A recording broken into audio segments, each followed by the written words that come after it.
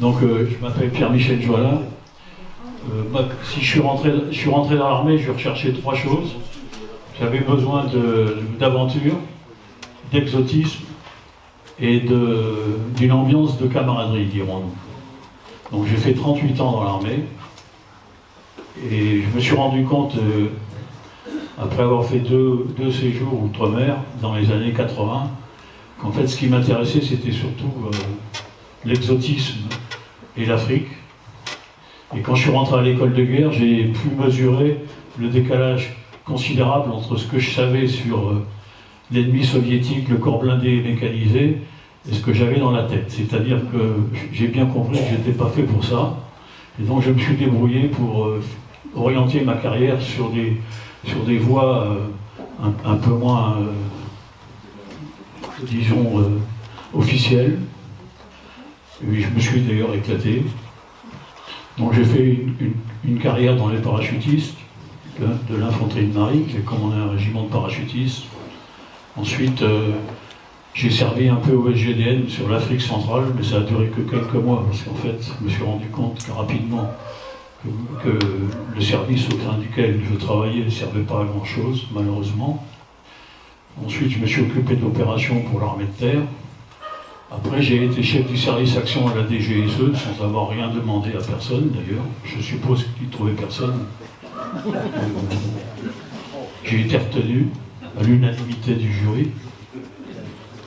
Et ensuite, on m'a nommé général.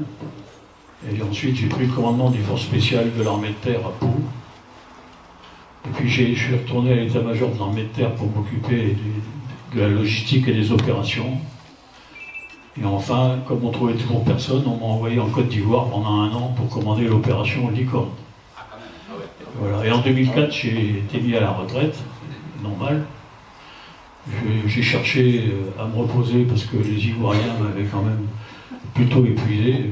Le général de Richouf, qui a été avec moi pendant quelques mois là-bas, peut en témoigner. C'est des clients assez particuliers. Bon, et ensuite, comme je me sentais encore trop jeune pour passer le reste de mes jours à lire Midi Libre sur le devant de ma porte en attendant la mort, j'ai cherché du boulot.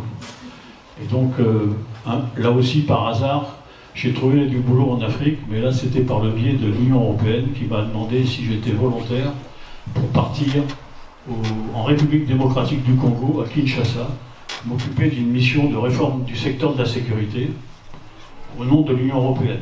C'était une première pour l'Union européenne, et ça tombait bien parce que j'avais encore jamais mis les pieds à Bruxelles de toute ma vie. J'avais jamais regardé exactement en quoi consistait l'Union européenne. Mais comme ça me permettait de partir en Afrique, je suis parti à Kinshasa. J'ai fait 3 années là-bas. Et en marchant, j'ai découvert ce qu'était l'Union européenne. Et ça a été un séjour très intéressant. Ensuite, je suis allé à Bruxelles moi-même parce que j'ai été conseiller spécial de M. Solana, qui était le représentant spécial de l'Union européenne pour la politique étrangère et de sécurité. Et là, je me suis occupé pendant 3 ans à Bruxelles du partenariat stratégique entre l'Europe et l'Afrique dans le domaine de ce qu'on appelle à Bruxelles, en termes polis, de paix et sécurité. Et donc c'est à partir de ce moment-là que j'ai commencé à voyager. J'ai voyagé plus pendant ces 3 années que je n'avais fait pendant les 40 et quelques années précédentes, puisque je disposais d'un budget annuel pour mes voyages et mes repas et mes hébergements dans des hôtels 5 étoiles, d'un budget de 86 000 € rien que pour moi. Donc, grâce à l'apport du contribuable, des contribuables que vous êtes. C'était passionnant, j'ai fait pratiquement tous les pays d'Afrique, pour essayer de comprendre. Ensuite, je suis rentré chez moi. Après ici, Solana, à un moment, m'avait désigné pour être son représentant pour la Somalie, un pays aussi assez intéressant. Et en 2011, je suis rentré chez moi. Et au bout de 3 mois, on m'a recontacté parce qu'on m'a demandé si je voulais m'occuper d'un projet financé par la Commission européenne sur la lutte antiterroriste dans le Sahel. Un projet qui consistait à essayer de faire travailler ensemble les 5 pays, enfin à l'époque il y en avait que 3, enfin les 5 pays du G5 Sahel, dont je vous parlerai tout à l'heure, pour essayer de mettre en place des structures de lutte antiterroriste sur le plan de la police et de la gendarmerie, et de la garde nationale pour certains pays, et de la justice. Donc j'ai fait ça, j'ai eu le plaisir de travailler avec des policiers et des gendarmes qui étaient soit français, soit espagnols, soit portugais, sur ces questions-là. J'ai fait ça pendant 3 ans. Puis j'ai fait d'autres projets sur la secte Boko Haram au Nigeria, qui était très intéressant. Et j'ai terminé par un exercice, je ne me rappelle même plus comment ils l'appellent à Bruxelles, de formulation sur la façon de dépenser 16 millions d'euros pour aider la communauté des États d'Afrique de l'Ouest, la CEDEAO, dont on parle ces derniers jours, là, pour améliorer leur performance dans le domaine de la prise en compte des problèmes de sécurité par la région. Donc là aussi, on a tourné dans tous les pays de la région. Voilà. Maintenant, j'ai arrêté. Je continue à suivre l'Afrique tous les jours, depuis maintenant plus de 10 ans, en particulier toute la région du Sahel, plus le Rwanda qui m'intéresse un peu. Et puis à la demande, j'ai raconté mes campagnes si on fait appel à moi. Voilà pour ce qui est de ma présentation. Donc moi, ce que je vous propose maintenant, c'est de vous parler de l'Afrique, parce qu'en fait, c'est la seule chose que je cherche faire sur cette planète. Ça, et boire de la bière, mais j'ai vu qu'il n'y avait rien à boire. Et donc, voilà, vous avez devant vous une carte d'Afrique. Je ne vais pas vous faire l'injure de vous situer tous les pays. Il y a 55 pays dans l'Union africaine. L'Union africaine, c'est une structure qui va des Seychelles à l'est, à la République du Cap-Vert à l'ouest. Voilà. Alors maintenant, il faut que je change de truc.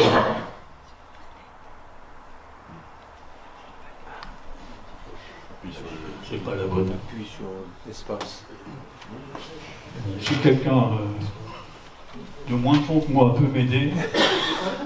Ah non, pas ça. Ah, peut-être si ça. J'appuie sur quoi là? Voilà, juste là. Ah ok, d'accord, merci. Donc voilà, alors, depuis 2 ou 3 ans, vous entendez probablement beaucoup parler de l'influence russe en Afrique, et simultanément de la perte de l'influence française en Afrique.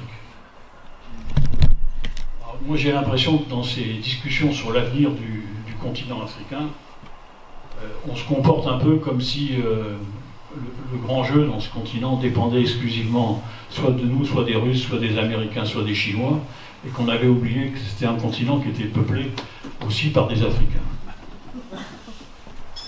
Ce qui montre qu'on n'a probablement pas voulu accepter l'évolution actuelle de l'Afrique.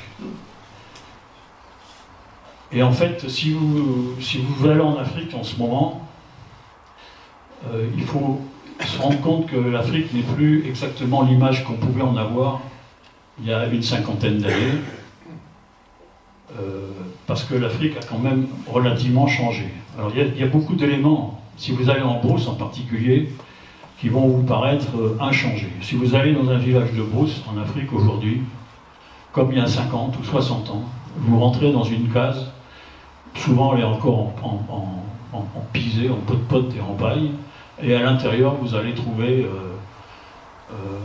des calebasses, des marmites en aluminium recyclées à partir de tôle qu'un forgeron local a fait fondre, 4 assiettes, 4 cuillères, les assiettes en fer ou en arcopale, des tabourets en bois, 2 lits de fabrication locale, et c'est tout. Les femmes africaines dans ces villages continuent à faire la navette entre leur case et le point d'eau. L'évolution notable, c'est que depuis 50 ans, les grandes jarres en terre cuite qui pesaient un âne mort ont été remplacées par des bidons en plastique jaune, vous voyez à la télé d'ailleurs, souvent, qui ont été récupérés à partir de bidons d'huile, je ne sais quoi, ce qui facilite quand même le travail puisqu'elles gagnent au moins 8 kilos dans le transport de la flotte.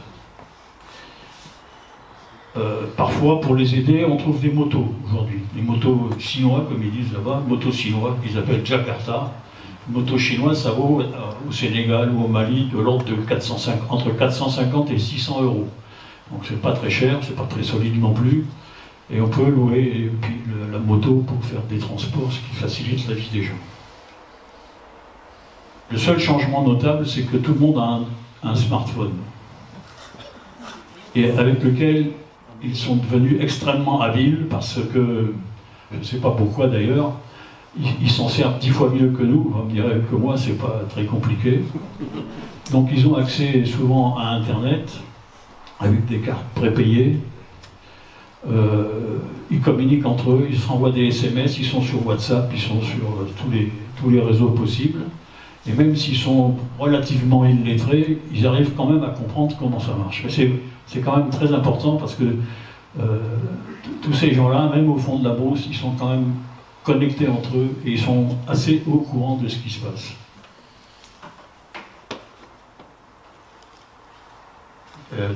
Deuxième point, c'est que dans les villes en particulier, mais pas que dans les villes, et contrairement à ce qu'on pense, les Africains ont réussi à former beaucoup de gens qui font partie de leur élite, qui sont des gens qui ont fait des études universitaires, qui ont fait des scolarités intéressantes. Ils ont des officiers dans les armées qui en général ont fait de bonnes formations en Afrique, en France, en Russie, en Chine, aux États-Unis, aux Indes. Alors parfois il y a des collectionneurs qui ont coché toutes les cases. Et probablement qu'un officier supérieur africain aujourd'hui a une plus grande expérience internationale qu'un officier supérieur français. Je ne parle pas de compétences, je parle d'expérience en général. En plus, il parle des langues, ce que nous, on n'arrive pas à faire nous, je ne sais pas pourquoi non plus. Moi, ça fait 75 ans que je fais de l'anglais et je suis toujours aussi mauvais.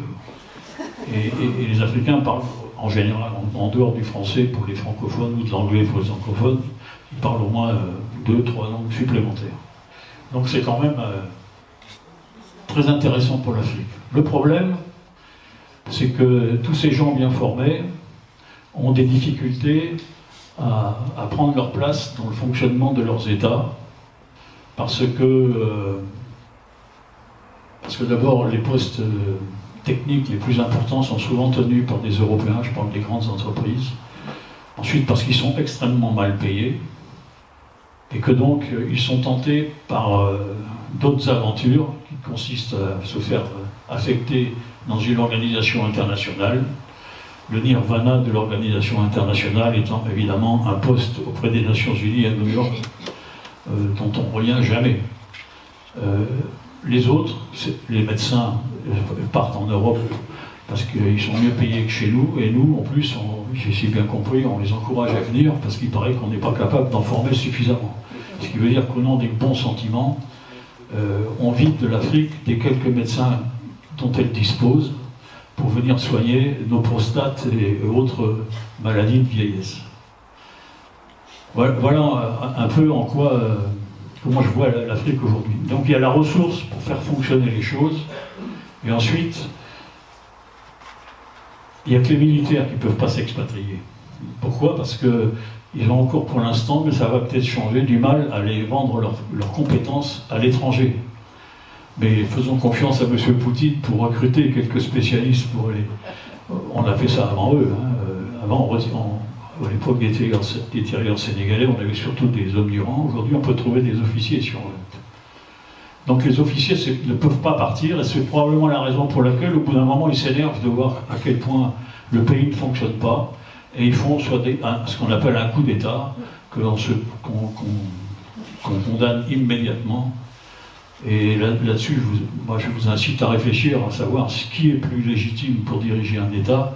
Est-ce que c'est un homme politique élu démocratiquement par un électorat à moitié analphabète, et pour le reste des gens à qui on a acheté un t-shirt et une casquette et qui ont voté pour la personne qu'on leur a dit, qui est plus légitime que cet homme-là, ou que le militaire qui, en ayant marre, décide, sans tuer personne, que finalement c'est trop, c'est trop. Moi je n'ai pas de réponse à cette question, mais je pense que ça mérite d'être réfléchi. Finalement, tout peuple a le droit de se donner ou d'accepter les dirigeants dont il dispose.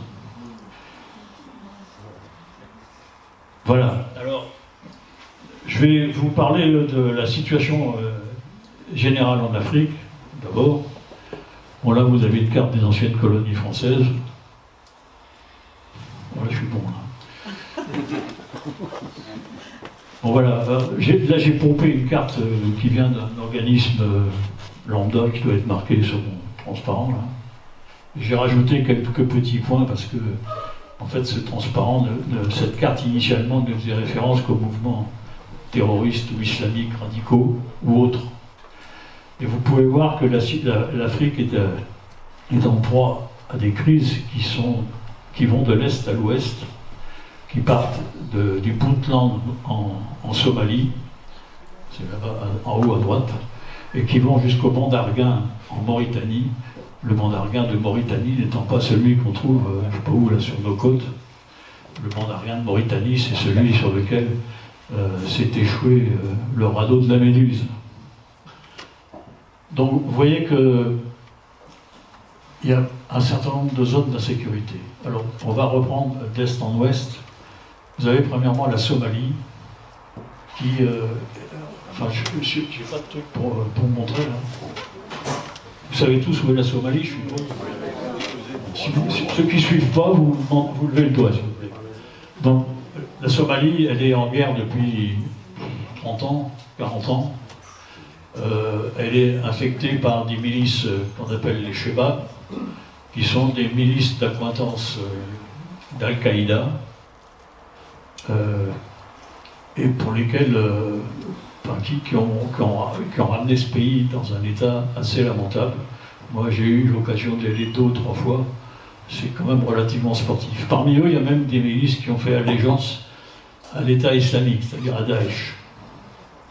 Ça, c'est pour les islamistes de l'Est. Un peu en dessous, vous avez le Mozambique. Et là, c'est la tâche qui est juste en dessous, où vous avez une sorte de prolifération des milices Shebab de Somalie. Et vous avez des populations musulmanes qui sont dans des régions extrêmement pauvres et qui ont la malchance en plus d'être en face, à côté du Cabo Delgado, qui est l'endroit où on a trouvé des ressources de gaz considérables qui sont exploitées par des sociétés américaines et par Total. Et donc le mouvement est très violent est dans cette région-là. Ensuite, on va basculer de l'autre côté de l'Afrique. Vous avez un sujet que vous connaissez bien, la grosse tache rouge et bleue. Ce sont les multiplications des exactions qui sont faites par les groupes terroristes, les groupes armés terroristes, comme on dit, qui sont originaires des premiers groupes algériens et qui ont proliféré dans le sud, vers le sud, à partir du Mali, qui sont maintenant en direction du Burkina Faso, qui est probablement aujourd'hui le pays où il y a le plus d'exactions des groupes terroristes, et qui ont proliféré également en direction du Niger, dans la région d'Ayoru et de Walam, là où se trouve d'ailleurs, je crois, une compagnie de l'armée française qui attend la relève. Malheureusement, ces mouvements islamiques ont aussi avancé en direction de la Côte d'Ivoire. Le nord de la Côte d'Ivoire, il y a aussi eu un attentat à Grand Bassam il y a quelques années. Je ne sais pas si vous vous souvenez d'un groupe qui venait d'ailleurs du Mali. On a maintenant des activités terroristes au nord du Togo et également au nord du Bénin. Vous vous rappelez peut-être de l'anecdote, enfin c'est pas une anecdote d'ailleurs, où 2 jeunes Français en voyage de noces dans un parc de, je ne sais plus comment il s'appelait, j'y suis allé d'ailleurs là-bas, très beau parc, ont été capturés et finalement ont été libérés par l'armée française qui les avait relocalisés au Burkina. Ça a coûté la vie à 2 officiers mariniers et des commandos marines. Donc vous voyez que la gangrène descend. Il y a aussi beaucoup d'activisme terroriste dans le sud-ouest du Mali, mais là c'est difficile de faire la part des choses parce que le sud-ouest du Mali c'est la région porifère qui produit pas mal d'or et donc il y a un mélange entre trafiquants, islamistes, etc. Ensuite vous avez dans le nord-est du Nigeria, il n'y a pas un projecteur. La souris, c'est ici. Nord-est du Nigeria, c'est la prolifération de la milice qu'on appelle Boko Haram. Boko Haram, comme tout le monde le sait désormais, ça veut dire Boko, c'est la déformation en pidgin du mot bouc anglais, et Haram, c'est le mot interdit en arabe. C'est-à-dire le livre est interdit. Leur objectif, c'est en fait d'éradiquer l'éducation occidentale dans cette région. Vous pouvez me le prêter? Il vous faut le laser? Oui, le laser. C'est pas dangereux, Que sur les avions. Pas mettre dans les yeux. Oh là là. Voilà, non, Boko Haram, il est dans cette région-là. Et donc là, vous avez deux groupes. Enfin, c'est pas essentiel. Il y a le groupe historique, comme pour le FNLC. C'est le Boko Haram historique, un gars qui s'appelait Cheko, qui est maintenant mort, complètement barjot d'ailleurs. Et puis il y a un deuxième groupe qui s'est créé, qui lui s'est affilié à l'État islamique, c'est-à-dire Daesh, alors que Boko Haram a fait allégeance à Al-Qaïda. Et donc les activités de Boko Haram, elles prolifèrent au Niger, dans l'est du Niger, la région Maradi, dans le nord du Cameroun, et évidemment dans tout le nord-est du Nigeria, en particulier la province de Borno. Voilà pour l'islamisme dans la région. Bon, puisque j'en suis au Nigeria, il y a également au Nigeria pas mal d'insécurités liées à des groupes qui sont plutôt des groupes mafieux, mais parfois assimilés à des terroristes, quand ça les arrange, qui s'immiscent également dans des conflits interethniques, qui font que dans cette partie-là du Nigeria, il y a encore beaucoup d'activités. Ensuite, vous avez, dans les domaines de crise, bon, je passe rapidement sur la Libye, où j'en reparlerai tout à l'heure, qui est finalement un non-État, avec un gouvernement officiel et un gouvernement officieux, un pays particulièrement mal pavé où vous ne pouvez plus faire de tourisme. Et maintenant, autour de l'Afrique centrale, vous avez les crises persistantes liées à ce qui se passe au Soudan, guerre civile au Nord-Soudan, entre le général officiel et le général officieux, des difficultés liées au Sud-Soudan, parce que le président Riek Machar n'arrive pas à s'entendre avec son vice-président, qui par hasard n'est pas de la même ethnie que lui, évidemment. Puis ensuite, entre les deux, vous avez la zone dite d'Abei, ça n'a rien à voir avec l'abbaye où nous sommes, hein. Ça s'écrit A-B-Y-E-I, je crois, qui est une zone pétrolière, manque de chance, extrêmement riche, située pile sur la frontière entre les deux Soudans. Ce qui montre que modifier les frontières héritées de la colonisation, c'est pas toujours une bonne idée, puisque c'est le seul exemple d'ailleurs. Hein. Le Soudan s'est coupé en deux, et la frontière, elle passe pile sur les réserves de pétrole. Ensuite, je voudrais revenir à la République démocratique du Congo. Non, pardon, à la République centrafricaine. Bon, là, vous connaissez tous, parce que tout le monde est allé là-bas. Finalement, depuis 20 ans, on ne sait plus trop qui fait quoi. Et où l'insécurité est totale, et puis nos amis russes ont réussi à mettre de l'ordre là-bas. Ensuite, je passe à la République démocratique du Congo. J'ai juste mis ces quatre livres sur la partie est, c'est-à-dire la zone dite du Nord Kivu et du Sud Kivu, où vous avez un imbroglio absolument incroyable de milices. Là. Je pourrais vous faire une conférence de 7 heures là-dessus, je n'en finirai pas. Mais pour calmer ça, il faudrait demander à nos amis rwandais, qui sont de l'autre côté de la frontière, de se calmer un peu, parce qu'en fait, ce sont eux qui... Rwandais, c'est là, ce sont eux qui... en fait, sont les principaux artificiers dans ce feu d'artifice. Voilà en gros pour la situation générale de la crise. Alors, je vais maintenant essayer de vous parler de la façon dont sont pris en compte ces différentes crises. Parce qu'on s'imagine, voilà, je vais récapituler en fait en quelque sorte les pays en crise sous tension. J'ai mis en rouge vif les anciennes colonies françaises, et en je ne sais pas quelle couleur, en brun, marron si vous voulez. Ouais. Les pays qui ne sont pas des ex-colonies françaises, juste pour vous montrer que, contrairement à ce qu'on me dit parfois, la pagaille n'est pas uniquement dans les colonies françaises, l'Afrique ou les pays francophones.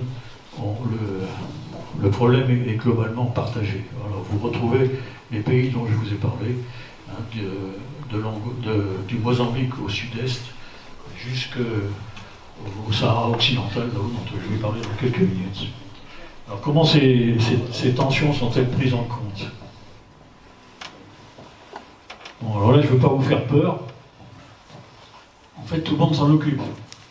Ce qui est d'ailleurs une des explications qui permet de comprendre pourquoi on n'arrive pas à résoudre le problème. Parce que tout le monde s'y met. Alors vous avez en haut les différentes missions qui sont mises en œuvre par les Africains eux-mêmes. Alors, les Africains j'y ai contribué, ont un système de sécurité collective organisé avec l'Union africaine en haut, et ensuite des organisations sous-régionales qu'on appelle, dans l'Afrique du Nord, ça s'appelle l'UMA, Union du Maghreb arabe, en Afrique de l'Ouest, la CEDEAO, dont j'ai déjà parlé, en Afrique de l'Est, ça s'appelle l'IGAD, Intergovernmental, je l'ai marqué là, pour le développement, ça regroupe des pays de l'Est de l'Afrique, en particulier l'Éthiopie, l'Érythrée, la Somalie, le Kenya. Vous avez une organisation qui s'appelle l'East African Community, qui est, comme chacun sait, en Afrique centrale, autour du pays des Grands Lacs. Et vous avez une organisation en Afrique australe, qui s'appelle la SADC, South African pour le développement. Community pour le développement. Il me manque un D, je crois, enfin peu importe. Donc voilà, alors si je reprends les crises dont je vous ai parlé tout à l'heure, les Africains ont commencé à s'occuper de la première, c'est celle de la Somalie. Ils ont créé, il y a déjà bien longtemps, une force africaine de maintien de la paix, qui s'est appelée au début AMISOM, African Mission in Somalia, et qui vient de changer de nom, ça s'appelle maintenant ATMIS, je crois, c'est ça, ATMIS. C'est African Transition Mission in Somalia. C'est juste pour montrer qu'on est déjà dans la transition, que donc il y a des chances pour que ça s'améliore. Ces forces-là, elles sont là pour aider le gouvernement somalien, depuis maintenant 15 ans, je crois, j'avais noté les dates, depuis 2007, à essayer de remettre en place un minimum d'organisation. La Somalie est un pays qui peut s'en sortir parce qu'ils ont une diaspora tellement importante de par le monde qu'ils trouveront toujours la ressource en gens extrêmement bien formés et souvent assez riches pour revenir au pays, donner un coup de main, sous réserve qu'on leur assure un minimum de sécurité, parce que c'est quand même un des pays où on a le plus de chances au monde de se faire tuer. Alors ces contingents qui participent au traitement de la situation en Somalie, ce sont des contingents qui viennent, comme c'est marqué sur la carte, d'Éthiopie et de l'Ouganda. Donc c'est les pays qui sont autour. C'est une force qui est assez volumineuse, parce que je crois qu'elle doit faire 14 ou 15 000 hommes. Et ce n'est pas une force qui reste dans ces casernes, parce que j'ai essayé de chercher combien il y avait eu de morts dans ces différentes missions depuis le début. À un moment sur Internet, on trouvait un gars de l'ONU qui disait il y a déjà 8 ans qu'il y avait déjà eu 3000 morts. En fait, après ça a disparu. J'ai cherché, j'ai même contacté quelqu'un à Bruxelles pour avoir un chiffre. Ils n'ont pas plus. La seule référence qu'ils aient, c'est que l'Union européenne paye pour les obsèques des soldats tués. Et donc, on est au minimum à 1000 morts des forces de maintien de la paix africaines autour de la Somalie. Donc c'est quand même pas une petite affaire. Deuxième force africaine, c'est ce qu'on appelle le G5 Sahel, qui est une création assez récente, qui regroupe la Mauritanie, le Mali, le Niger, le Burkina Faso et le Tchad. On est donc à cheval sur 3 régions africaines. La Mauritanie, c'est l'Union du Maghreb arabe. Le Tchad, c'est l'Afrique centrale. C'est une création qui a été, à mon avis, particulièrement, enfin pas à mon avis, parce que j'y ai contribué, qui a été incitée par la France, dans l'espoir d'aider ces pays à mettre sur pied des forces qui pourraient coopérer entre elles, ce qui n'est pas tout à fait facile à faire, de façon à prendre à leur charge la menace terroriste pour nous permettre à nous de nous retirer. Mais ça remonte à 2002. Je crois que ça remonte à 2015, cette affaire. Donc, vous savez, bon, maintenant, on peut ne plus en parler, puisqu'avec ce qui s'est passé au Mali, au Niger et au Burkina Faso, on s'aperçoit que la Mauritanie reste dans son coin, parce que la Mauritanie est un pays calme. D'ailleurs, c'est surprenant de voir que la seule république islamique en Afrique, c'est la République islamique de Mauritanie. C'est à peu près le seul pays où on peut faire du tourisme sans problème. Moi, j'ai dormi dans le désert il y a 3 ans, sous la tente, en Mauritanie, il n'y a aucun problème. Bon, je sais pour quelle raison, c'est qu'ils ont négocié avec les islamistes, de toute façon, qu'ils allaient semer la pagaille chez les voisins. Et donc, avec les coups d'État qui ont eu lieu au Mali, au Niger et au Burkina Faso ces derniers temps, ils ont décidé de créer une structure de coopération pour faire face, soi-disant, à une attaque de la CEDEAO. On peut donc considérer que le G5 Sahel est mort. Ensuite, vous avez une force au centre de la communauté des pays du lac Tchad, CPLT, qui est la force multinationale mixte. C'est un système militaire de coopération entre les Nigérians, les Tchadiens et les Camerounais, car le problème de Boko Haram se situe autour du lac Tchad. Boko Haram, c'est 20 000 morts depuis quelques années chez les civils. Et donc, il y a une coopération qui est aidée d'ailleurs par les Britanniques, par les Français, de façon à prendre en compte ce problème. Ensuite, vous avez la SAMIM, c'est la mission au Mozambique de la communauté de la SADC, c'est-à-dire de la communauté d'Afrique australe, qui s'est déployée au Mozambique justement pour essayer de maintenir un minimum de sécurité ou de rétablir la sécurité dans les régions dont je vous ai parlé tout à l'heure, du Cabo Delgado. C'est une force qui est, je pense, de l'ordre, je l'avais noté, mais je ne retrouve plus le chiffre, d'une dizaine de milliers d'hommes. Les troupes qui y participent, c'est l'Angola, le Botswana, la République démocratique du Congo, le Lesotho, le Malawi et l'Afrique du Sud. Je les ai marqués en jaune sur la carte. Il faut savoir que les problèmes dans la région du Cap Delgado ont déjà causé plus de 4000 morts parmi la population civile et a engendré le départ de 800 000 déplacés qui ont fui la zone des combats. Donc ce n'est pas des petites affaires, rien du tout. Ensuite, vous avez le dernier sur la droite, l'East African Community Reaction Force.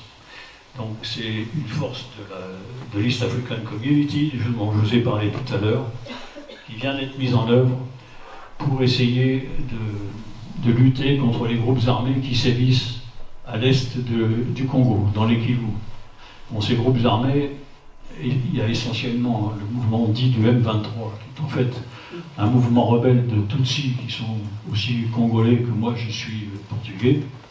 C'est-à-dire que ce sont des gens essentiellement qui viennent du Rwanda, instrumentalisés et armés par le Rwanda, qui a eu le bon goût de ne pas mettre de troupes dans l'East African Community Reaction Force. Bon, mais il y a d'autres voyous dans cette région, et vous avez des mouvements islamistes extrêmement violents, comme ce qu'on appelle l'ADF, Allied Democratic Force, qui vient de l'Ouganda, et qui, lui, a fait allégeance à Al-Qaïda également.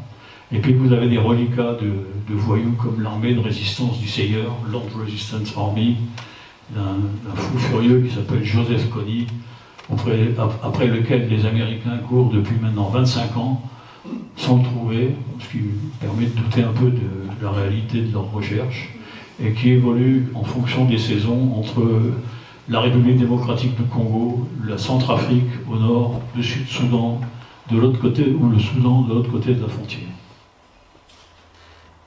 Bon, ça, ce sont les opérations prises en compte par les Africains. Mais vous avez aussi les Nations Unies qui viennent là-dessus. Et donc, vous avez 6 opérations des Nations Unies actuellement déployées en Afrique, ce qui représente 75 000 hommes, 75 000 casques bleus en Afrique. Et ces diverses missions ayant eu depuis 10 ans à peu près 1 millier de morts également, contrairement à ce qu'on pourrait penser. On pense que ces gens-là ne servent à rien, ce qui est vrai, mais ils ont quand même des morts, ce qui est encore pire.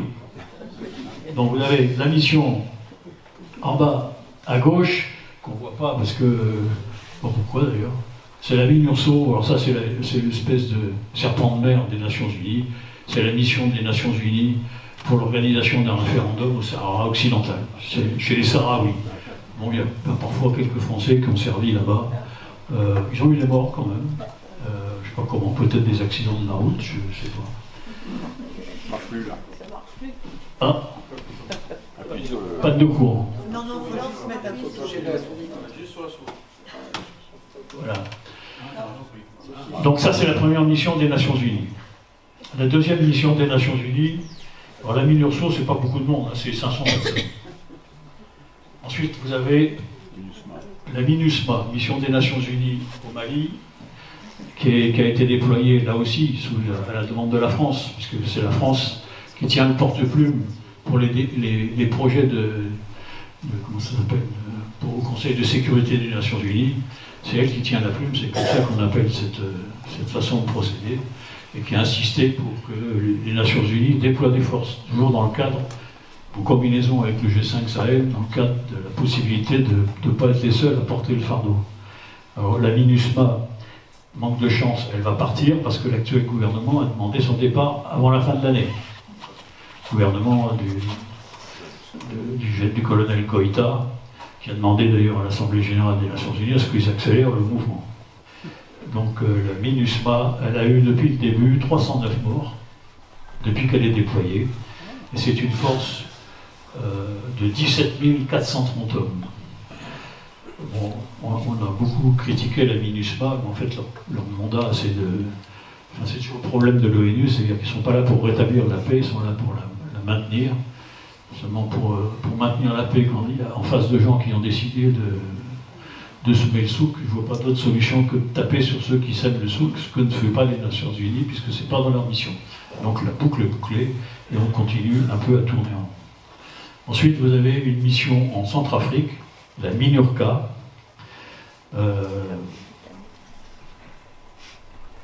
J'ai la recherche mon truc là. Putain, je crois que j'ai perdu. C'est bizarre ça. Ah non, c'est la MINUSCA maintenant, pardon, on l'a changé de nom. Effectif 18 500 hommes, donc c'est pas peu de choses. Hein.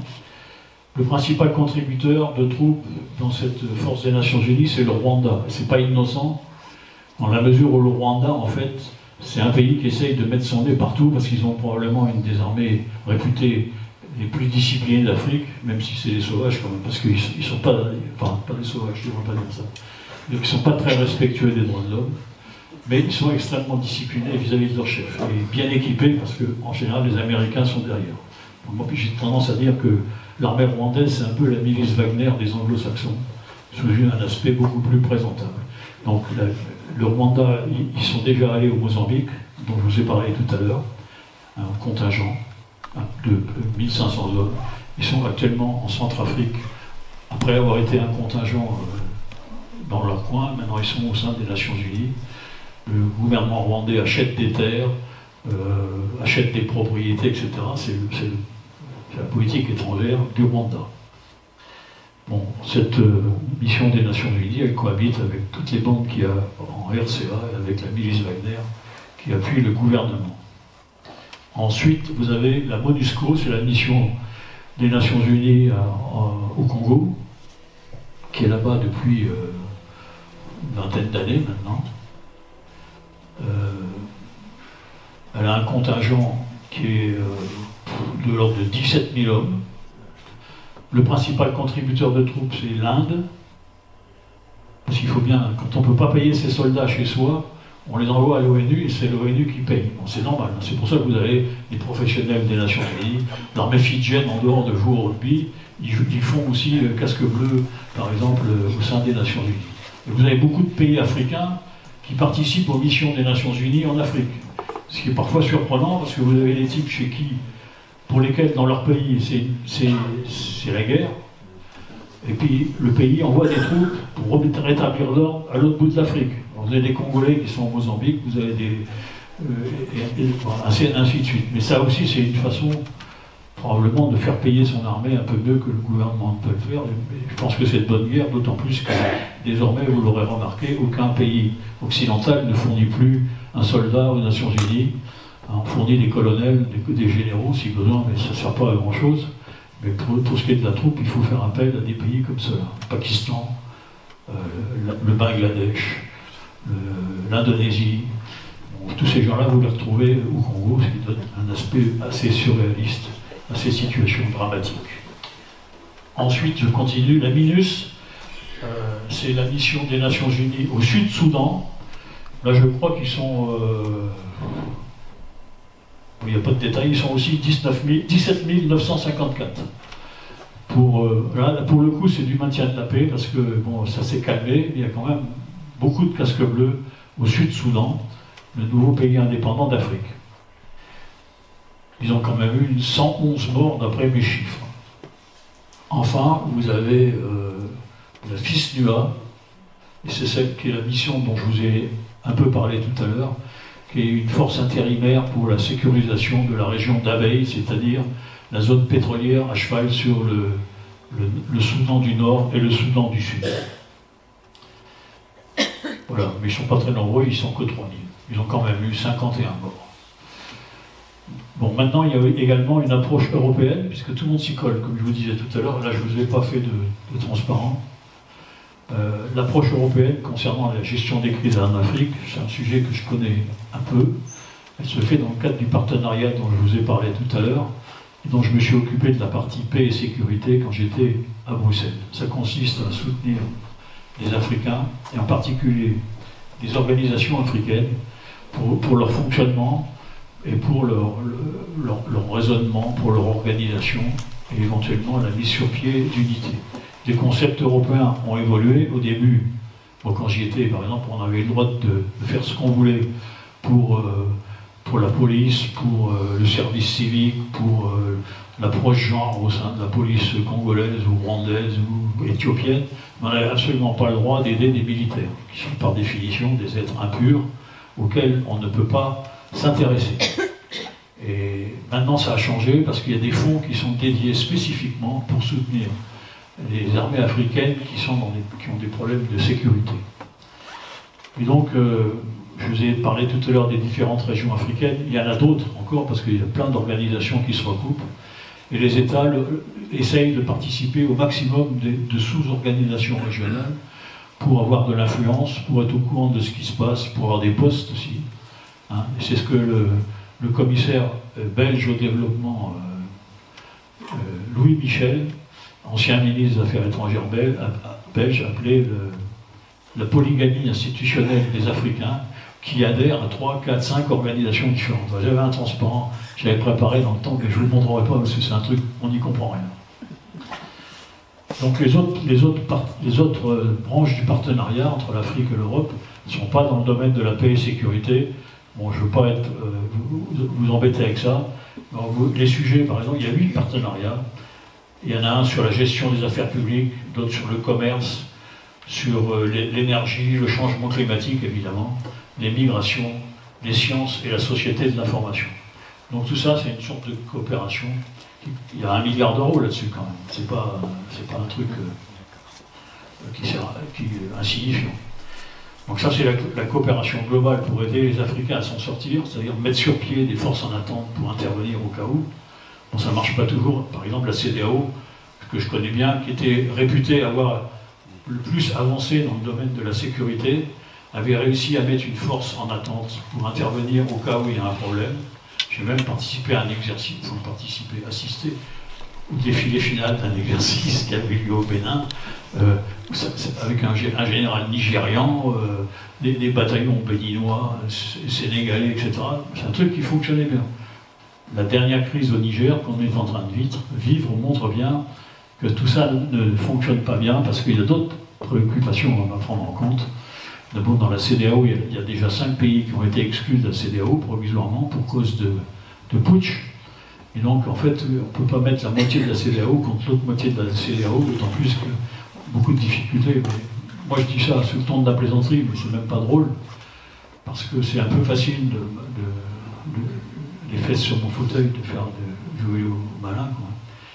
Mais imaginez qu'il y ait un problème en Autriche aujourd'hui, que l'Union européenne se réunisse pour savoir comment on va mettre sur pied une force d'interposition pour essayer de ramener les Autrichiens à la raison. Je ne suis pas sûr qu'on y parvienne pour autant. Parce que Alors c'est facile quand on est à Bruxelles et qu'on dit putain ils sont cons là-bas, au Niger ou je ne sais où, il faut qu'on fasse quelque chose. Mais en Europe on ne le ferait pas, eux ils sont dans la même situation. L'Union européenne met aussi en place des tas de petits projets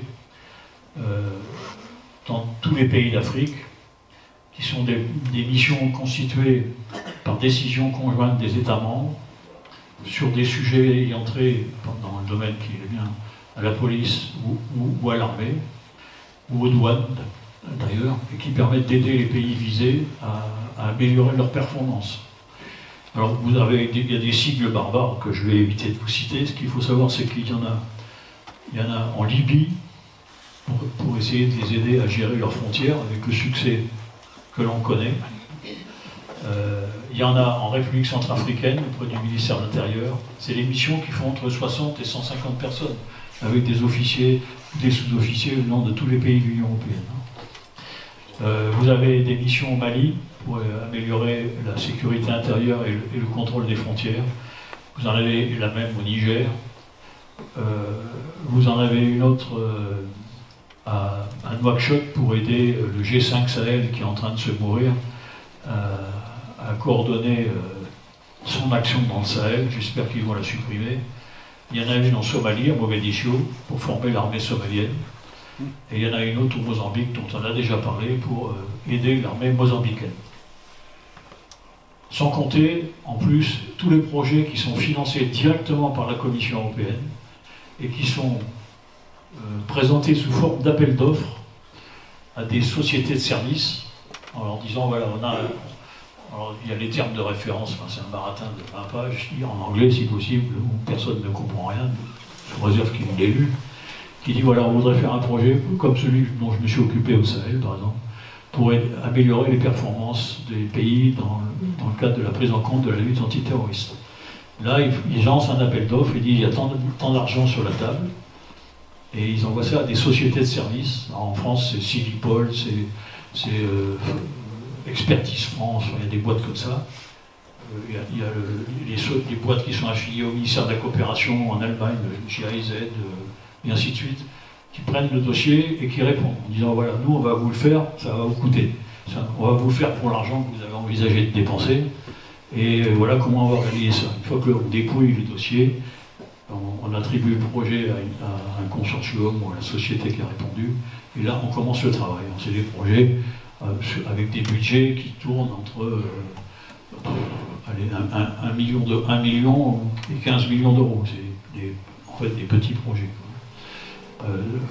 qui peuvent marcher sous réserve que là aussi il y a une certaine coordination et que ça corresponde à un besoin réel, parce que contrairement à ce qui est dit, on demande rarement aux Africains si ça les intéresse. On leur dit voilà ce qu'on voudrait faire pour vous, il y en a pour tant de millions d'euros, est-ce que ça vous intéresse? Et la main s'il reçoit étant toujours plus basse que celle qui donne en général, ils disent oui et on s'aperçoit après que finalement c'est pas toujours une bonne option. Donc voilà en gros pour vous dire qu'en fait on n'est pas tout seul dans ce continent à essayer d'aider les Africains à s'en sortir. Il y a aussi les Américains par exemple qui ont depuis une dizaine d'années fait beaucoup d'efforts dans la lutte contre le terrorisme, mais qui ont mis assez peu de bottes sur le sol, comme ils disent. Ils se sont intéressés à la région du Sahel. Ils n'ont pas de base en Afrique, puisque Africom, le commandement américain pour l'Afrique, n'a pas réussi à trouver une base en Afrique pour s'installer. Ils sont à Stuttgart toujours. Et donc, ils s'intéressent essentiellement à la zone sahélienne, où ils ont beaucoup aidé les Français en matière de transport et de renseignement en particulier. Ils organisent des exercices de ce qu'on appelle le flintlock, je crois, avec les armées africaines pour les driller, ainsi de suite. Ils n'ont qu'une base permanente, c'est le camp Lemonnier, à Djibouti, de l'autre côté, qui a un camp avec probablement 3000 Américains, dont la mission est essentiellement axée sur la lutte antiterroriste, mais sur l'est de l'Afrique et au Moyen-Orient, avec des drones, enfin, moi j'ai jamais réussi à y rentrer, je suis allé souvent pourtant à Djibouti, mais c'est assez mystérieux. Bon, voilà pour les Américains. Les Américains au Niger, ils ont eu un problème récemment, parce récemment, c'était en 2017, ils travaillaient avec l'armée nigérienne, sur le terrain à un endroit qui s'appelle Tongo Tongo. C'est dans le nord-ouest de Niamey. Là, les gens sont tombés en embuscade, ils ont perdu un certain nombre de soldats américains, 4. Et donc les Américains se sont un peu fixés sur le Congo. Ils ont actuellement une base à Agadez, dans le nord du pays, où ils ont essentiellement des drones. Et d'ailleurs, la base d'Agadez n'a pas été inquiétée par les Nigériens, parce que les Américains, après le dernier coup d'État, ont essayé assez rapidement de ne pas perdre contact avec les autorités de facto. Bon, maintenant, il y a les Russes qui s'intéressent, tout le monde parle des Russes. En fait, la Russie, elle a depuis bien longtemps des relations avec les élites africaines. Avant la Russie, il y avait l'Union soviétique, et avant les indépendances africaines déjà, la plupart des syndicats étudiants africains, par exemple, avaient leurs correspondants en France, qui étaient en général des syndicats de gauche, parfois résolument marxistes, parfois même maoïstes. Et donc il y a déjà dans les années, fin des années 50, beaucoup de futures élites africaines qui ont été formées auprès des Russes, parfois des Chinois.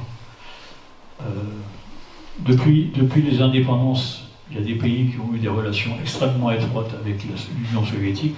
C'est le cas du Mali, de l'Algérie, n'en parlons pas. Du Ghana, de Nkrumah, par exemple.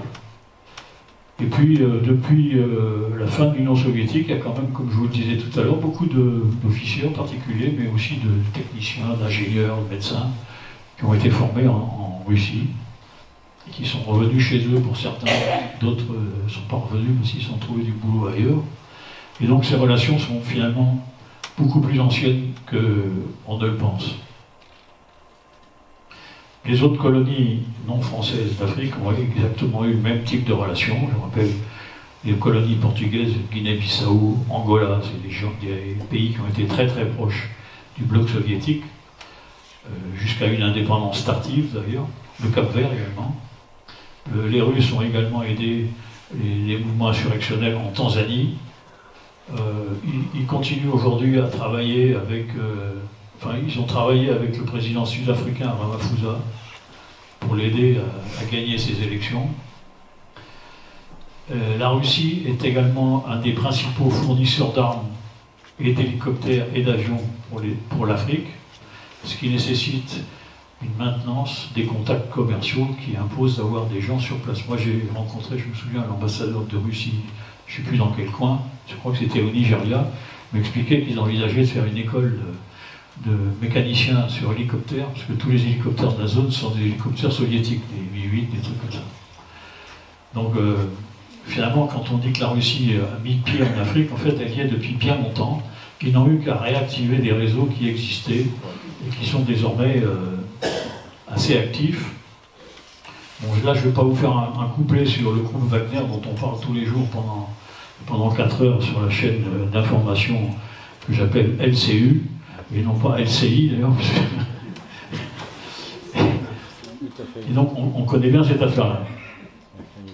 Ce qu'il faut savoir, quelques chiffres par exemple, c'est que l'Algérie, qui est un des plus gros clients de la Russie sur le continent, prévoit de doubler ses dépenses militaires à plus de 22 milliards de dollars avec les Russes. Et d'ailleurs, au cours des 5 dernières années, Moscou a repris à Pékin la première place dans les exportations d'armement vis-à-vis de l'Afrique. Bon, les Russes s'intéressent au secteur de l'extraction, car en fait l'Afrique est un continent extrêmement riche. On a découvert depuis les indépendances des quantités de ressources minières. Je prends un exemple, par exemple le Mali qui, au moment il y a 15 ans, de mémoire, produisait 900 et quelques kilos d'or par an, est aujourd'hui autour de 40 tonnes. Il y a de l'or au Niger dans des proportions à peu près équivalentes, je crois que c'est 25 tonnes. Il y a beaucoup d'or au Ghana, il y a moins d'or en Afrique du Sud, il y a de l'or au Congo, il y a de l'or en Centrafrique, mais il y a aussi d'autres ressources minières. Alors, en général, en France, on parle que de l'uranium du Niger et d'Oreno et du pétrole de Total en Angola ou au Mozambique, Mais s'agissant par exemple du pétrole et du gaz, on a trouvé depuis quelques années des ressources considérables au large de la Mauritanie, à la frontière Mauritanie-Sénégal déjà. Dans le golfe de Guinée, il y a du pétrole offshore un peu partout. Le Niger a désormais un gisement de pétrole dans la région de Zinder, qui va produire probablement pour la fin de l'année 2024, si les situations évoluent correctement. Ils sont en train de construire un pipeline vers le Bénin pour exporter leur pétrole brut. Il y a le Congo qui est un scandale géologique, comme on a coutume de dire, dans lequel vous trouvez 60% des réserves de coltan, colombium tantalite, qui est un métal qui sert essentiellement pour, c'est ce qu'on dit habituellement pour nos ordinateurs et nos téléphones portables, je suppose qu'on en met ailleurs d'ailleurs. Donc ça explique l'intérêt de tout le monde, et ça explique aussi l'intensité des crises, car les crises elles tournent souvent autour de la captation des ressources économiques d'une région. Et parfois à des oppositions ethniques, mais à mon avis, ce n'est pas le critère principal. Il y a même maintenant une campagne d'évangélisation de l'Église orthodoxe russe en Afrique, qui a déjà commencé son travail en République centrafricaine. Bon, ils n'ont plus qu'à se laisser pousser la barbe pour avoir l'air de vrais popes. Bon, et la France dans tout ça, me direz-vous? Alors, depuis les indépendances et jusqu'à récemment, peut-être même aujourd'hui, les relations entre la France et l'Afrique étaient basées sur les coutumes dites de la France-Afrique, dont on n'arrête pas de parler, qui était un système de je t'envoie des sous, tu m'en détournes un peu, tu m'en renvoies chez moi et je mène ma campagne et si je suis élu, je t'en renverrai et ainsi de suite. Bon, évidemment, c'était pas très, très présentable. La France avait à y gagner parce que ça lui permettait d'avoir un certain monopole dans la gestion de certaines ressources ou pour la mise en place d'activités commerciales et autres. Il existait à l'époque au sein de l'Élysée une cellule spéciale qu'on appelait la cellule Afrique, la grande époque de Focard, de Bonnecorse et compagnie, qui était chargée directement de cette affaire de France-Afrique, c'est-à-dire qu'on avait des vrais anciens qui connaissaient l'Afrique et qui connaissaient personnellement, même parfois avec des liens d'amitié, tous les chefs d'État d'Afrique francophone, ce qui veut dire que quand un chef d'État d'Afrique francophone avait un problème, il appelait son pote à l'Élysée et on essayait de trouver une solution. Donc de François Mitterrand à François Hollande, tous les chefs d'État français ont décidé qu'avec eux, on allait mettre fin à la France-Afrique. Malheureusement, ça n'a pas vraiment marché comme ils le souhaitaient. Et ensuite, on a fait beaucoup d'erreurs, à mon avis, qui ont contribué à agacer les Africains et à dégrader un peu la France. Alors, je ne vais pas être long parce que je sens que j'ai raté le match. Par exemple, Nicolas Sarkozy avait décidé d'en finir avec la France-Afrique. Il est allé à Dakar faire un beau discours où il a expliqué aux Africains qu'il fallait désormais qu'ils rentrent dans l'histoire, parce que l'homme africain n'était pas encore rentré dans l'histoire. Bon, je vois bien ce qu'il voulait dire, probablement, mais c'était assez maladroit, ça a été extrêmement mal interprété par les universitaires américains, par le président du Mali, qui à l'époque était Alpha Oumar Konaré, qui a été ensuite président de la Commission de l'Union africaine, et dont la fin, une grande universitaire africaine, a écrit un bouquin qui s'appelle « Petit traité à l'usage du président Sarkozy pour lui rappeler l'histoire de l'Afrique », un truc comme ça. Bon, c'est un pamphlet que j'ai lu avec passion, mais bon, ça a beaucoup agacé. Ensuite, je pense qu'on s'est un peu trompé sur certaines avancées. Je reviens au Mali. Moi, j'étais allé au Mali en 2011. C'était à l'époque de Amani Toumani Touré, qui était un lieutenant-colonel qui avait fait un putsch aussi, mais qui a ensuite avait cédé le pouvoir à le fameux Konaré, qui ensuite s'était présenté aux élections. Il avait été démocratiquement élu. Et tout le monde là-bas disait enfin un pays d'Afrique démocratique. Bon. Toumani Touré, là, qui était un grand malin, jouait au grand démocrate. Il organisait des élections dont personne ne s'apercevait du trucage. Il gérait un peu les groupes terroristes et le trafic de cocaïne qui allaient ensuite arroser l'Europe, etc. Et en fait, on s'était trompé sur un bravo, hein, on s'était trompé sur les progrès effectués par le pays, ce qui a d'ailleurs fini par aboutir à un premier coup d'État. Ensuite, il y a eu l'intervention de la France en Libye en 2011. Alors là, c'est probablement la plus belle connerie qu'on ait pu faire depuis des années. Heureusement, on n'était pas seul pour les faire, ça soulage le fardeau. Car en fait, Kadhafi, avec tout le folklore et tous les défauts qu'il pouvait avoir, c'est même un assassin notoire, en fait, il avait un certain prestige dans l'Afrique, il avait surtout beaucoup d'argent, et il arrosait, pour sa gloire personnelle, il arrosait toute la sous-région, mais jusqu'à des petits échelons. Alors, les chefs d'État, ils payaient des hôpitaux. Moi, une fois, je suis allé au Bénin, je vois un petit chef, là où il m'a reçu, il y avait une photo de Kadhafi avec lui, parce qu'il le connaissait, il était triste de voir que Kadhafi était mort. Il y avait beaucoup d'étudiants qui allaient étudier en Libye à l'époque. Il y avait surtout beaucoup de militaires, en particulier des Touaregs qui faisaient partie de l'armée libyenne, parce qu'ils ne savaient pas, il n'y a pas de travail chez eux.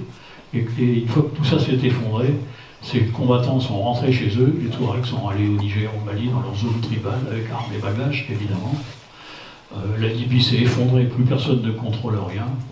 Et donc les Africains, moi je me suis fait engueuler 50 fois, on se fait toujours engueuler parce que c'est de la faute de la France si on a foutu le bordel en Libye.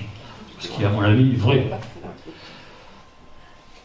Et donc de la Libye arrive la rébellion au Mali, avec nos fameux Touaregs de retour de l'armée de Kadhafi, laquelle rébellion dégénère par collusion avec des pseudo-islamistes, avec un autre Touareg, Al-Ghali, qui maintenant a fait allégeance à Al-Qaïda, etc. Enfin bref, le cancer a pris, et c'est pas très malin. Ensuite, il y a eu l'intervention française Serval, qui là était une opération parfaitement réussie, qui a été conduite par l'armée française, à la demande, moi je veux bien, mais enfin, à la demande du président malien, qui était un président par intérim, qui s'appelait Diokounda Traoré, à qui on avait fait attribuer le pouvoir après un coup d'État qui avait été fait quelques mois auparavant. Un brave homme, un ancien. Un jour, il a failli se faire lyncher par ses propres compatriotes. Il est parti se faire soigner à Paris, et il a fallu des mois pour le faire revenir dans son pays. Donc c'est lui qui a demandé l'intervention de l'armée française. Et ça a été, à mon avis, extrêmement bien réussi. Sauf que ça n'a pas été toujours bien perçu par des Maliens. Moi, je me suis fait engueuler une fois dans la rue, assez sérieusement, par un vieux Malien tout à fait respectable qui m'a dit qu'il faudrait que la France arrête de semer le bordel en Afrique, que ça suffisait comme ça. Après Kadhafi, maintenant, ça allait être le Mali. Donc ça date ça de 2011 ou 12. Ensuite, il y a eu les attentats du Bataclan, je crois, où tous les chefs d'État africains sont venus manifester à Paris. Vous vous souvenez de cette image? Bon, ils sont venus parce que, comme d'habitude, ils ne pouvaient pas refuser. Mais dans leur pays, ça n'a pas été perçu exactement comme ça, parce que le blasphème en pays musulman, c'est pas bien, quoi. Alors chez nous, effectivement, c'est sans effet, paraît-il. Mais ça a été assez mal perçu, et si vous vous souvenez, il y a eu des manifestations extrêmement violentes au Niger, à ce moment-là, où on a brûlé pas mal de matériel appartenant à des Européens, on a brûlé des églises. C'était juste après la fameuse marche à Paris pour protester contre le massacre du Bataclan. Donc voilà où on en était, et là est arrivé, en quelle année, le président Macron actuel, qui a pris en compte ce dossier africain, avec comme principal argument sa jeunesse. Le président Macron, il est né en 1977, donc il n'a pas vécu à titre personnel les problèmes de la décolonisation, la guerre d'Algérie, la guerre d'Indochine, et même à titre familial, c'est des questions qui probablement n'ont pas eu beaucoup d'influence, comme ça a pu être le cas parmi nous, puisqu'on est souvent des fils de militaires, on a entendu parler de tout ça. Lui, c'est visiblement, ça l'a moins impressionné. Au moment où il y a eu Colvézi, par exemple, il avait 6 mois. Nous, on était déjà capitaine. Il avait 6 mois au moment de Colvézi. Au moment du génocide rwandais en 1994, il avait 17 ans. nous, on était lieutenant-colonel. Chef de corps. Voilà. Et donc, il y a un décalage chronologique, si vous voulez. En fait, le premier contact, sans faire de mauvais esprit, le premier contact de notre président avec l'Afrique, c'est que ça vient du fait que en 2002, quand il est rentré à l'ENA, il était de la promotion Léopold Sédar Senghor, qui était un des grands ponts de la France-Afrique. Et sa première expérience africaine, il l'a eue pendant son stage de l'ENA au Nigeria, où il était à l'ambassade de France à Abuja. Alors, je ne sais pas si vous connaissez Abuja, c'est une capitale toute neuve qu'on a installée un peu comme Brasilia au centre du pays, qui est la capitale la plus sinistre que je connaisse en Afrique. Mais ensuite, il le raconte, il cherchait dans les journaux, un jour il est allé à Lagos, l'ancienne capitale, qui est la ville la plus crapuleuse d'Afrique au demeurant, où il a été fasciné par une discothèque dont j'ai noté le nom, mais je ne vais pas vous embêter avec ça, où il était passionné par les prestations de l'afrobeat, qui est un mélange de soul, de je ne sais trop quoi, qui était faite par la boîte de nuit étant tenue par le fils d'un grand chanteur nigérian. Et donc ça l'a beaucoup impressionné, moi. Ce que je comprends d'ailleurs. Et donc au moment où il est arrivé au pouvoir, il souhaitait mettre en œuvre une autre politique vis-à-vis de l'Afrique, en finir avec la France-Afrique, par exemple, et refaire des relations d'un autre type avec le continent africain, qui est effectivement un continent de grandes opportunités. Donc il voulait élargir notre présence ou notre coopération à d'autres pays que ceux de la zone francophone, par exemple. Il voulait aussi s'intéresser au changement climatique, etc. Enfin, tous les dossiers d'actualité. Alors, quand il est arrivé sur le plan militaire, la situation était la suivante. Il héritait par la force des choses de ses prédécesseurs Nicolas Sarkozy et François Hollande, d'une situation de guerre civile en Libye. C'était vraiment la pagaille complète en Libye.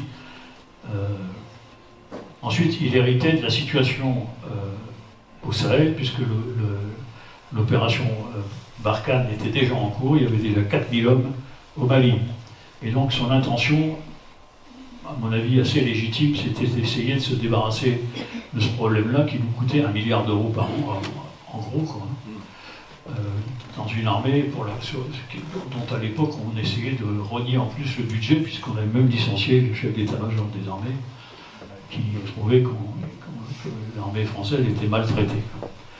Donc ça c'était son premier objectif. Son premier problème. Deuxièmement, il devait continuer à assumer notre présence militaire en Afrique, dans les bases qu'on a, Dakar, Libreville, Côte d'Ivoire, Tchad, Djibouti. Ensuite, il comptait, comme je viens de le dire, rogner un peu plus sur le budget des armées. Bon, c'était mal barré. Et enfin, il comptait mettre fin à cette France-Afrique en faisant preuve de beaucoup plus de transparence que les réseaux douteux de la France-Afrique. Bon, toutes ces intentions étaient louables, à mon avis, sauf que la réalité s'obstine à être la réalité et qu'on a eu quelques difficultés. Alors, pour en finir avec la France-Afrique, on l'a fait. Bon, maintenant, je pense d'ailleurs qu'il faudrait parler d'Afrique-France, parce que nous, on a arrêté nos réseaux d'influence en Afrique comme on le faisait dans le temps. On s'aperçoit aujourd'hui que par la multiplication des échanges, l'augmentation des diasporas africaines en Afrique, l'action des partis politiques, un peu de wokisme, etc., actuellement, il y a une présence africaine en France qui arrive bien à utiliser ou à manipuler ce qui se passe pour les besoins africains.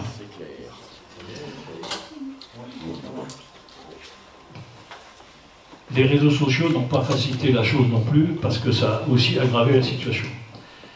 Ensuite, sur le plan militaire, la nécessité de dégager Barkhane a un peu foiré, puisque vous vous souvenez que lorsque le président a annoncé qu'il allait retirer Barkhane du Mali, le ministre des Affaires étrangères malien a déclaré que c'était un abandon en plein vol.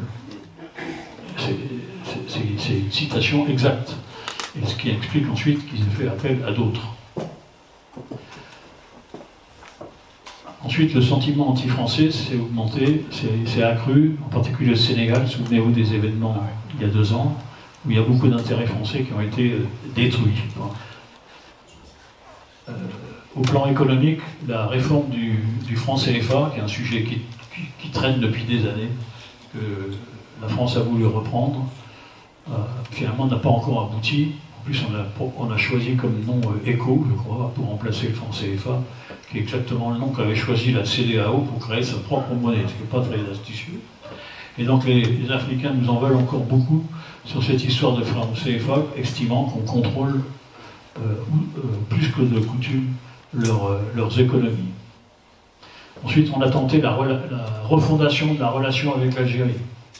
Bon, je ne vais pas insister là-dessus, vous avez vu que c'était un fiasco complet, parce que, en fait, l'hostilité à la France, ou la revanche vis-à-vis de la France, c'est un peu le fonds de commerce de la politique intérieure algérienne, et que malheureusement, le président n'y est pas parvenu. Il a même un peu insisté, à mon avis, un peu trop, et ça a même enclenché l'affaire. La réconciliation avec le Rwanda, suite au génocide dont on nous accuse depuis 30 ans bientôt, elle a été à peu près réalisée sur le plan formel, mais avec beaucoup de repentance, et avec un résultat qui n'est pas si terrible que ça, parce qu'en fait, on a donné raison à Kagame, alors qu'il a tort, à mon avis. D'ailleurs, il y a des bouquins qui sortent, si ça vous intéresse, vous pouvez lire un livre de journaliste anglaise, qui s'appelle Michaela Wrong, qui a écrit un bouquin sur Assassins sans frontières, ça s'appelle. C'est sur la méthode Kagame pour régler démocratiquement la vie de son opposition. C'est un bouquin assez épais, écrit par une journaliste britannique qui, dans le temps, a défendu bec et ongle le système rwandais. Ensuite, on a ouvert la coopération à l'Afrique anglophone, ce qui a eu l'inconvénient de braquer un peu plus nos amis africains d'Afrique francophone, qui se sont dit, si ils étendent leur coopération, ça fera sous enveloppe constante, comme on dit dans les états-majors, ça fera moins d'argent pour nous. Donc on a mécontenté un peu plus nos amis francophones.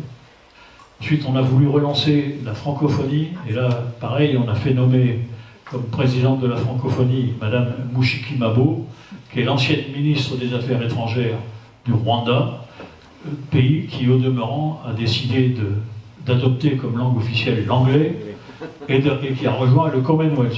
Bon. Tout ça, je peux le comprendre, malgré mon esprit un peu rétréci, parce qu'il faut quand même faire évoluer les relations internationales. L'inconvénient, c'est qu'à côté du Rwanda, vous avez la République démocratique du Congo. Du coup, j'ai oublié de passer mes trucs, c'est pas grave.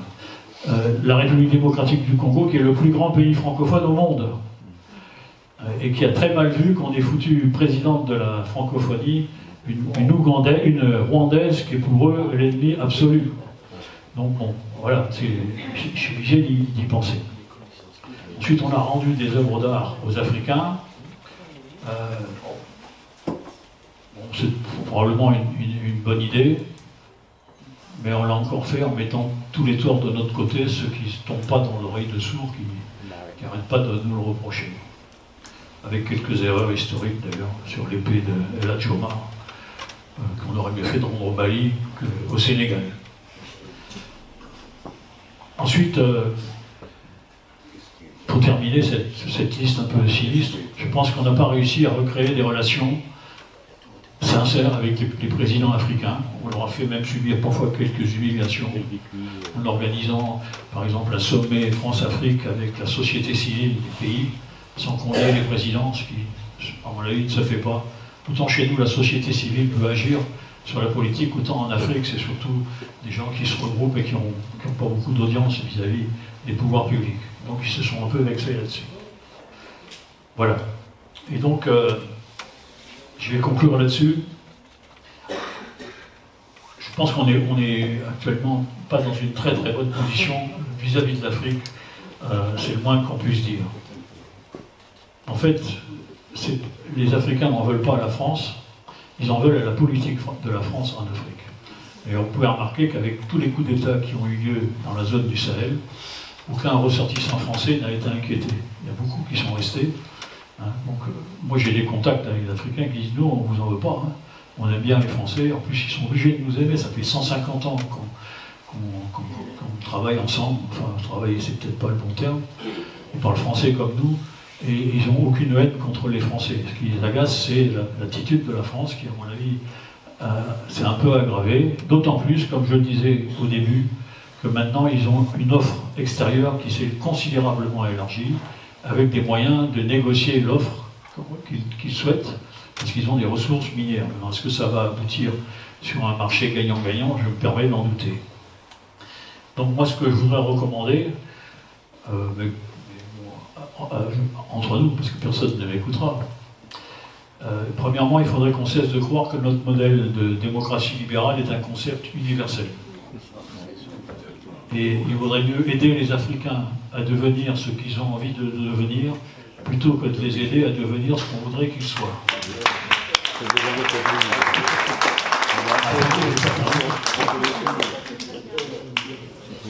Je pense que deuxièmement, et d'une manière générale, il faudrait faire preuve de moins d'arrogance et de moins de condescendance, de moins de suffisance bureaucratique et d'un peu plus d'empathie, puisqu'on va en remettre à l'école, autant en mettre aussi dans nos relations internationales.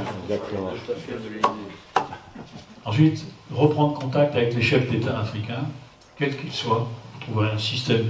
La diplomatie, c'est fait pour ça.